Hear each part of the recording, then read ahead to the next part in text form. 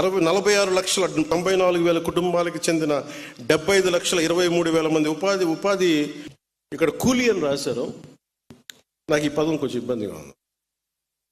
అంటే veg seekers అది English, నేను అనేది శ్రామికులు అనే పడదాం, లేదంటే నేను దీనికి ఒక పదం పట్టుకుందాం. దీనికి అంటే గ్రామ వికాస నరేగా శ్రామికులు అనే పదం నాకు ఇష్టంగా అనిపించలేదు. పల్లెల్ని నిర్మించే కార్మికులు, లేదంటే గౌరవం ఇవ్వాలి, అంతేగాని ఏదో ఉపాధి మన కూలీ ఇస్తున్నాం డబ్బులు వెళ్ళిపోయిన అలా ఉంది. అందుకని దయచేసి దీన్ని ఒకసారి, ఎందుకంటే పిఆర్ డిపార్ట్మెంట్లో లేదంటే న్యూస్ పేపర్స్ అన్నిటి కూడా ఉపాధి హామీ కూలీ అంటే కూలీ అనే పదం బ్రిటిష్ వాళ్ళ నుంచి వచ్చింది.